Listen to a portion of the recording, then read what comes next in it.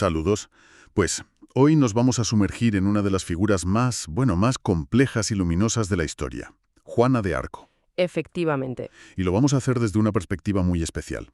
Tenemos entre manos los materiales del curso de Historia de la Iglesia del profesor Camilo Andrés Gálvez, un material preparado específicamente, y esto es importante, para las hermanas hijas de María Auxiliadora. Eso es. Así que hoy no solo repasaremos la historia que todos creemos conocer, sino que intentaremos entender la dimensión más profunda de su santidad y su misión divina. Exacto. Y para eso, lo primero es respirar el aire del siglo XV, que no es un escenario de cuento, es un caos. Un caos total. Francia está literalmente rota. La guerra de los 100 años la ha desangrado. Los ingleses controlan medio país, París incluido, y tienen de aliados a los poderosísimos duques de Borgoña. ¿Y el heredero, el delfín Carlos? Pues está acorralado al sur del Loira y, lo que es peor, es que ni él mismo está seguro de su derecho al trono.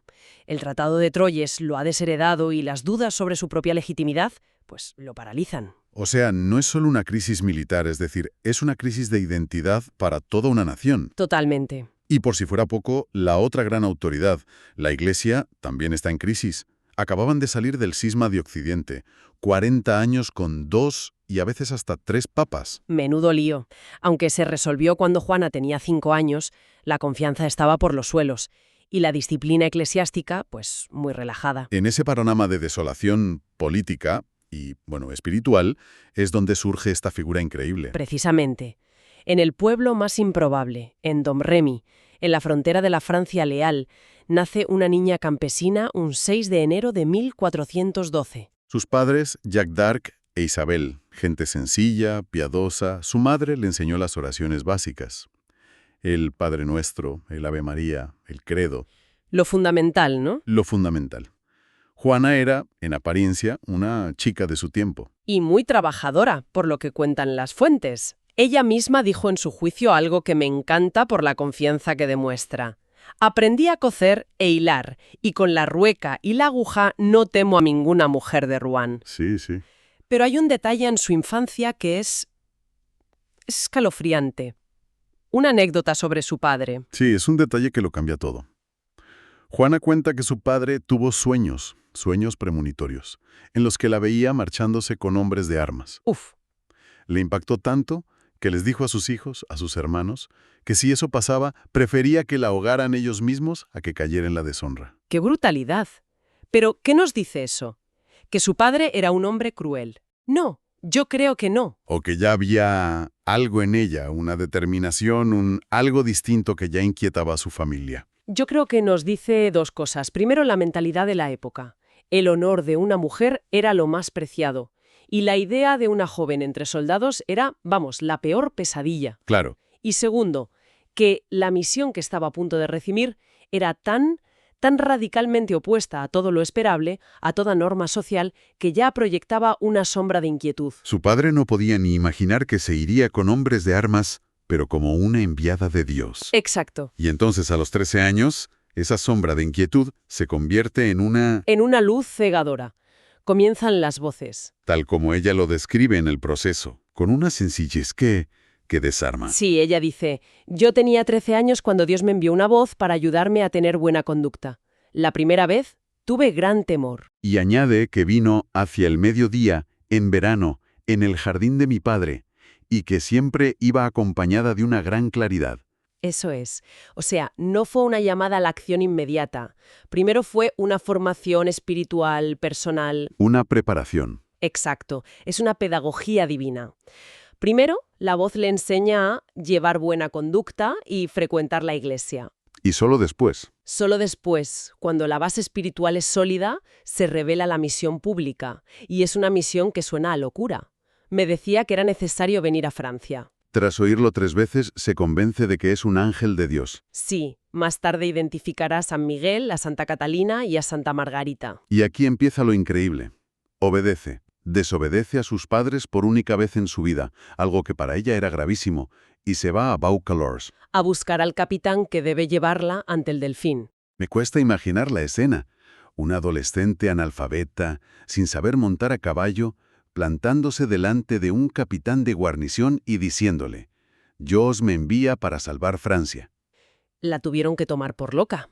Al principio, de hecho, Robert de Baudricourt la despachó de malas maneras. Pero ella insistió. Insistió.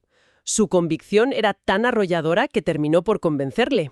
Y una vez que consigue llegar a la corte del Delfín, la someten a un examen durísimo en Poitiers. Un tribunal de teólogos. Sí. Querían saber si era una iluminada, una embustera o, peor, una enviada del diablo. Y es ahí donde ella demuestra una inteligencia y una seguridad asombrosas. Le piden una señal, una prueba. Y su respuesta es genial. Les dice: «En nombre de Dios, yo no he venido a Poitiers a hacer signos, pero enviadme a Orleans y os mostraré los signos por los que he sido enviada». O sea, mi prueba no son palabras, es la acción que Dios me manda a realizar. Exacto. Pero no se queda ahí. Les lanza 4 profecías muy concretas. 4. 4. Que levantaría el asedio de Orleans, que coronaría al rey en Reims, que París sería recuperado y que el duque de Orleans volvería de su cautiverio en Inglaterra. Espera, ¿y se cumplieron todas con el tiempo? Todas.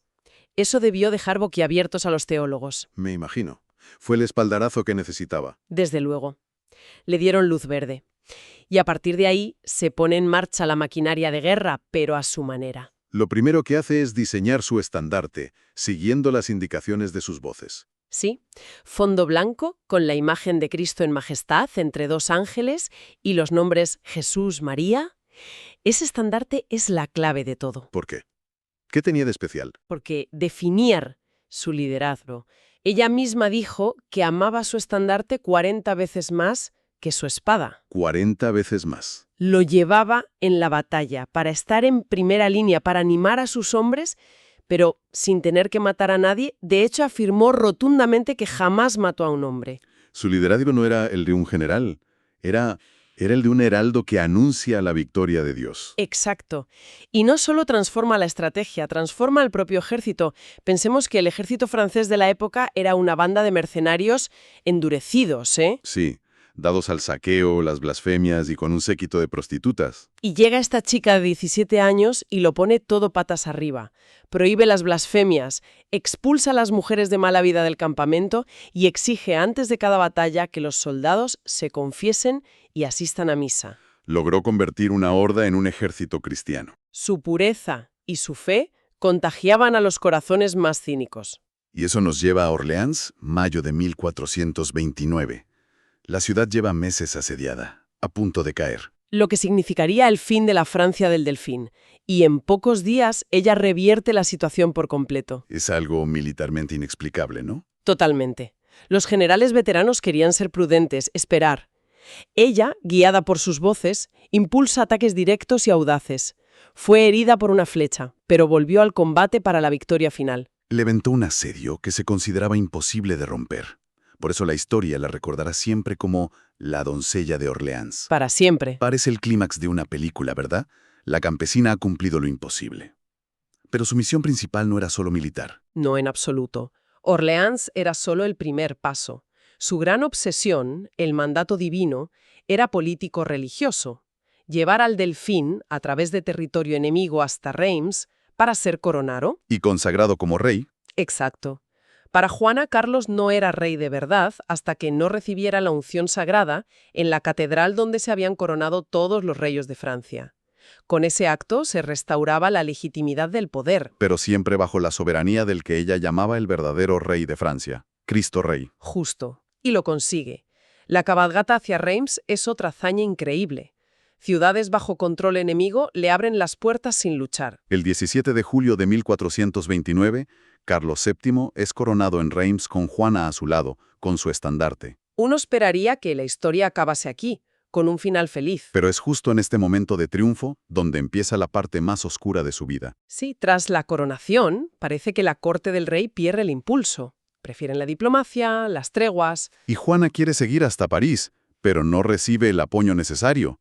Y en una escaramuza en Compiègne, en mayo de 1430, es capturada por los borgoñones. Y el rey Carlos VII, el rey al que ella ha puesto en el trono, no hace nada por rescatarla. ¿No mueve un dedo? Nada. Ni un solo movimiento.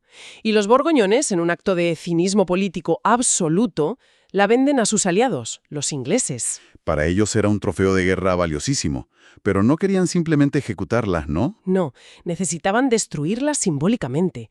Querían demostrar que sus victorias no venían de Dios, sino del diablo. Claro, si lograban condenarla como hereje y bruja, la coronación de Carlos VII quedaría invalidada. Exacto, porque habría sido obra de un agente de Satanás.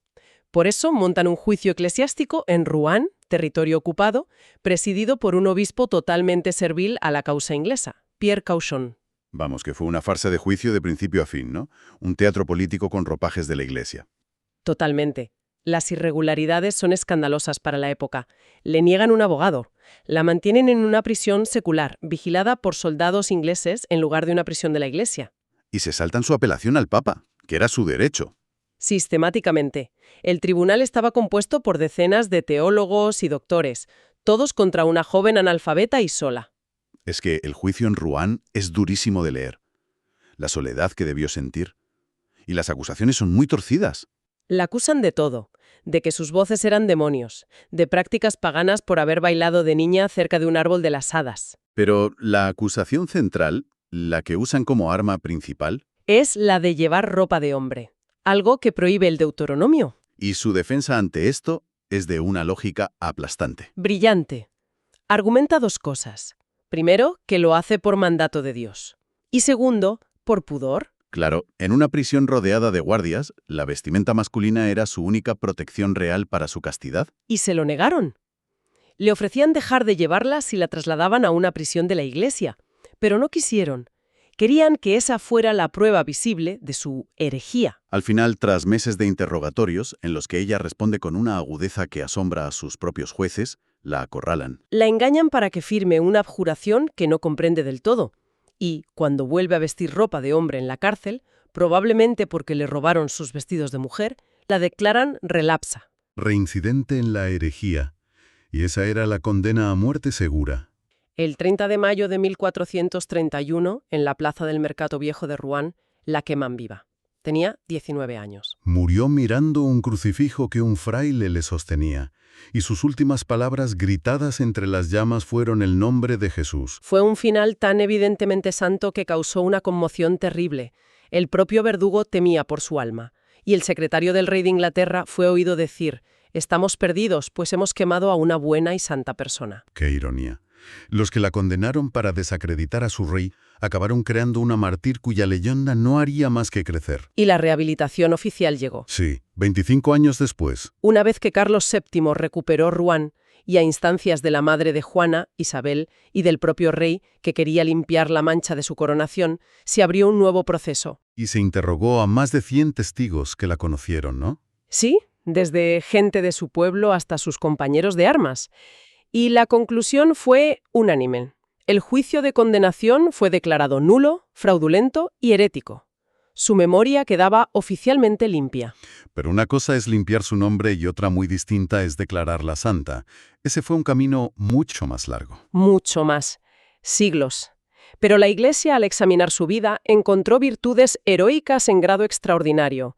Su vida de oración era incesante, incluso en el fragor del campamento. Su castidad. Defendida hasta la muerte. Se puede decir que es mártir de la pureza. Su caridad era inmensa. Los testigos cuentan cómo lloraba por los muertos de ambos bandos tras las batallas. Y su humildad. Siempre atribuyendo cada victoria a Dios y no a sí misma. Y una valentía que claramente no era de este mundo. Y todo eso culmina a principios del siglo XX.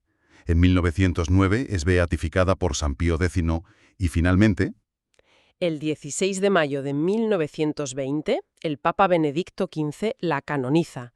La inscribe en el catálogo de los santos para la veneración de toda la Iglesia. Un reconocimiento que cierra el círculo. La joven condenada por un tribunal eclesiástico corrupto es elevada a los altares por la máxima autoridad de esa misma Iglesia. Reconociendo que sus voces, efectivamente, venían del cielo. Así que, al final, la vida de Santa Juana de Arco no es solo una epopeya medieval increíble. Para el propósito de este curso para las hermanas hijas de María Auxiliadora, su figura es mucho más. Es un faro. Absolutamente. Y aquí conectamos con nuestro presente. Juana de Arco se erige como un modelo de santidad que va Bueno, completamente a contracorriente de lo que el mundo actual considera valioso. En una época de confusión, ella encarna la claridad de una misión recibida de Dios. Frente al relativismo, ella es la obediencia a la verdad. La certeza de la fe. Y frente al individualismo, a la búsqueda de la autorrealización personal, ella es el sacrificio total por un bien mayor que ella misma, su fe y su patria, entendida como la comunidad cristiana. Y es un modelo potentísimo de mujer fuerte que asume un rol público de un liderazgo inmenso sin perder un ápice de su feminidad ni de su profunda devoción. Exacto. Su política era la del reinado de Cristo, la de recordarle al poder terrenal que no es más que un lugarteniente del verdadero Rey del cielo. Por eso creo que la reflexión final que nos dejan estos materiales es muy potente, especialmente para la vida religiosa de hoy. ¿Cuál sería esa reflexión? Pues en un mundo que a menudo se burla de la fe, que considera la obediencia una debilidad y el sacrificio algo inútil, ¿qué nos enseña la fidelidad inquebrantable de una joven a sus voces del cielo? Y más concretamente, ¿De qué manera su ejemplo de santidad heroica, que une de forma tan perfecta la contemplación y la acción, la oración y la espada, interpela a quienes, como las religiosas, están llamados a ser también un signo de contradicción en nuestro tiempo?